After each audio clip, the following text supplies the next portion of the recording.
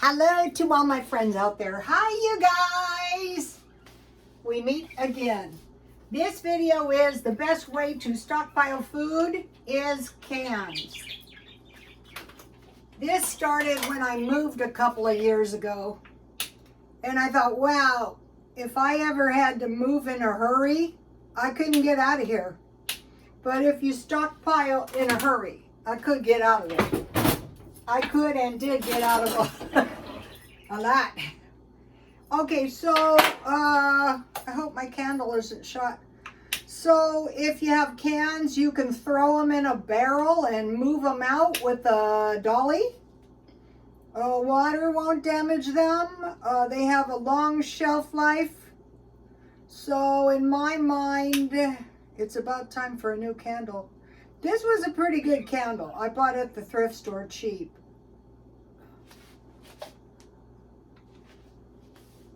You get what you paid for. Okay, so the best way to stockpile food is cans. But let me make a quick little meal. Okay, I have Earl wheat bread, seasoned thin bread with homemade butter. I just beat heavy cream with my electric mixer or the blender until it solidifies into butter.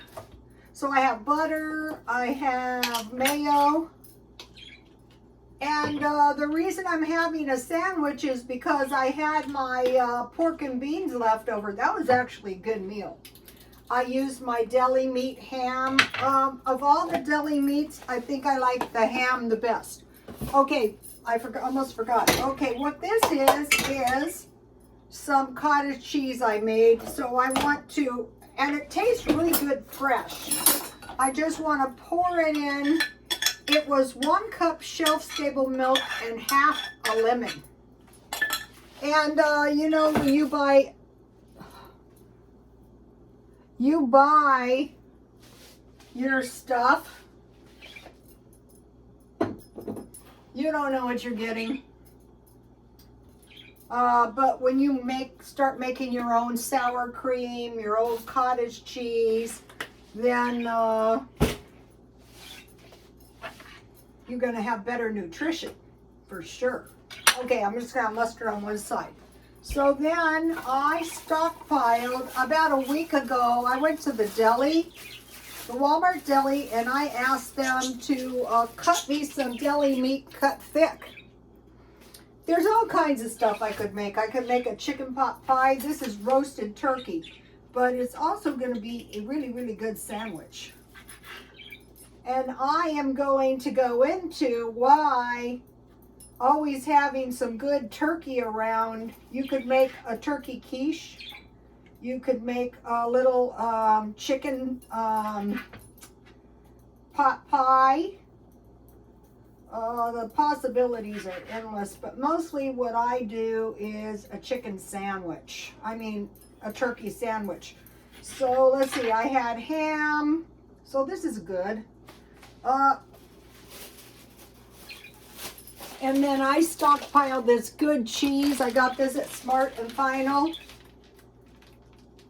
And then I'm going to have some tea. And so I mentioned to you guys this guy. I was trying to help this guy. And he looked like a drug addict. Not saying he wasn't, but I think really. So look what nice cheese this is. He was really starving. Now I know that look. And I hope we don't start seeing more of it. It's not a good look. So here is my delicious sandwich. I'm not going to put any lettuce and tomato because I bought cabbage this week. Okay, so now what this is some cabbage. I pickled some bell peppers, some carrots, and then this is my homemade sauerkraut. So this is like a sour sandwich. And I'm going to eat this. So when you start doing this kind of stuff, it's unlikely that you're going to run out of vegetables. Very unlikely. And here is my homemade cottage cheese. It tastes so delicious, homemade. let's see what I do with the shelf-stable milk. Just boil it, turn the heat off, add a half a lemon, and let it set for about 10 minutes. And then what this is really good, I had peaches. So this is, and then save this for bread making or some kind of soup making. That's the way. Another really good thing to do is heat it and drink it, and get some vinegar. If you will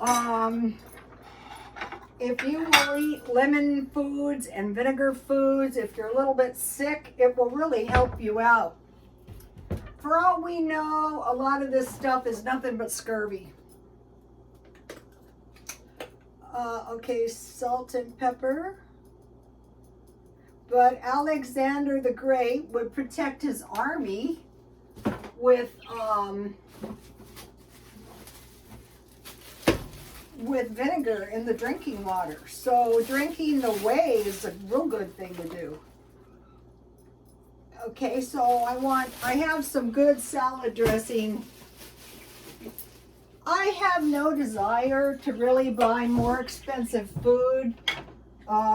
This week I bought almost all the food at 99 cents only.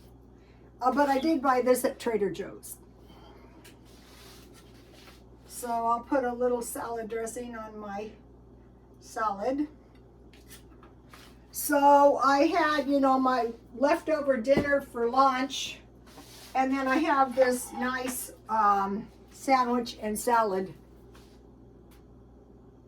Okay. Now, I have a little tea. Okay, the best way to stockpile food is cans. Why? Well, for one thing, you can eat the food straight out of the can generally. And another thing that is superior to dry food is, if needs be, you can drink the liquid out of it and survive. It never comes to that. So here was my sauerkraut and brine, and I had a little left, so I put onions and celery hearts, and I put lemon since I had it. This is the brine with some bell peppers, and then this is the first sauerkraut I made, and I'm just keeping mine in the refrigerator. Now, I have $10 canned food to stockpile. So, okay, so you've got a lot of food, like me, but you don't want to quit stockpiling because we have no idea what the future holds. Maybe nothing is going to happen, in which case we're just going to eat this. Just like this, I'm eating the food I bought a week or two ago. Here is the package. So it was $10 and I cut it in 4 pieces. So this is about $2.50 a piece. So that is not too expensive. Okay, so if you stockpile 2 cans every now and then, I have cream corn and peas. Cream corn is good because then you can make corn chowder. I want to give you my 100-year-old recipe. And I want to mention something. So here's the corn chowder recipe right here. Okay, so you notice you have salt pork. It's getting expensive now. And an onion. And you add potatoes if you want. 1 can corn. I always have made it with cream corn. Scalded milk, salt and pepper, and 8 crackers. See, it even tells you to eat it with crackers. But this issue of them selling us all the meat with no fat on it, you want to hoard your fat. So you can also use butter as homemade butter as opposed to the salt pork. So the corn chowder with the corn, or just like corn with beans, with the peas, pea soup or pea salad. I'm gonna be making some pea stuff this week. I was able to, here's what I bought for today: peaches and fruit cocktail. I'm gonna give you my banana cupcake recipe, but if you drain your fruit, I wouldn't use peaches, but you could. Fruit cocktail would be really good. Or you can eat fruit cocktail on your homemade cottage cheese. So, and then last night I made baked beans. You can also have this with eggs, toast, baked beans, and peaches. So back to the peaches. This is good because you can fry a couple pieces of bacon, fry a little piece of chorizo in the bacon fat, and then you can make refried beans out of these. And what I do is I add milk to get kind of a thin consistency, and you can eat this with rice or on tortillas. And that is really good. And then recently I started stockpiling juice, because I mentioned to you guys that I had been reading on the Egyptians and what got me interested. And so on their trip to the afterlife, it was bread, check, meat, check. What was the other thing? That's why I have to write everything down. Oh God, it's very late. Cake, which brings us to the cake, and then juice. And what's good is you can fit this all. Okay, so if you were going for the sandwiches, you could buy one of these from Dollar Tree for $1.25, or you can just use one of these. And both of these would be good with some tomatoes and lettuce. And then if you were really hungry and you found these, you could have some soup. So see how this is kind of a lot of food and not very much money. Unbreakable. All right, now. So if anything went wrong, you would have some liquid in your peaches, some liquid in your peas, and some juice. So, okay, now for my delicious cake. My delicious, here is my banana cupcakes. This is a little dark because I baked it a little bit too long, but it's still delicious. So if you don't have bananas, but you have any kind of fruit, if you cook your fruit down in some water and add some sugar, and this is like no fail, and it's cheap because you're not using butter, you're using shortening. Any kind of oil, coconut oil's good, if you have that, lard. I'm going to be buying some big containers of lard. You could use that in your corn chowder. So here is my banana cupcake. So we'll just put this on the plate and we're going to eat that. So now we've got, so we're not going to starve. That's why we're going to stockpile food, so that never happens to us. Never. Okay, so now the best way to stockpile food is save all of your seeds and then plant them. Try to grow them indoors. Try to get used to that now in case we ever, especially if you live in Europe, even Australia, you know, the heavy rains come. And I wanted to mention this is a hand-turned wood bowl, so I washed it. And normally you use a little oil, but I just sprayed mine down with some butter-flavored cooking oil. And if you take care of your wooden bowls, they'll last for a long time. So save your seeds. All right, now I started buying produce by the month. Here is some of it, and I bought it either marked down or I bought it at 99 cents only. So I don't have to buy, I have stockpile food either in my freezer or my cans. And then today, these cakes were on sale for 50 cents, so I bought 10. So we have meat, bread, cake, and wine, but I don't drink wine. All right, I want to mention something like this cold weather. This is an issue or something happened. I am creating, like, my closets are big, so I'm creating like a little bug out space in there if it got really cold. And I have an ice chest. Another thing is, as soon as they start coming out, I'm buying the big bags of match-light briquettes. You just light them with a match. We always run out of propane, and then you have the briquettes. And I gave my sleeping bag away to this guy I know. So some warm blankets. You get to a certain age and you figure I can use the blessings more than the sleeping bag. It's 30 degrees at night here. That's cold. The people that should be worried are not worried.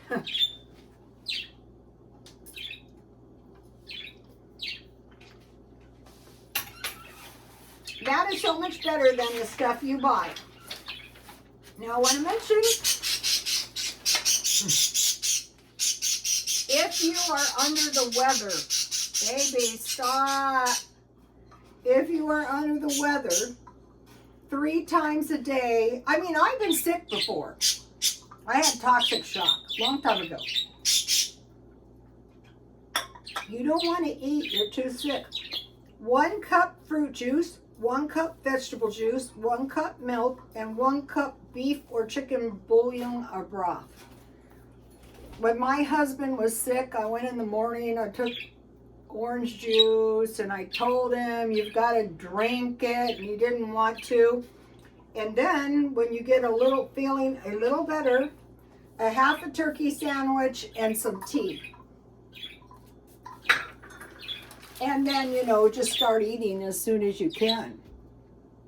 You have to eat when you don't feel good. A little bit. The babies are happy. All right? Now,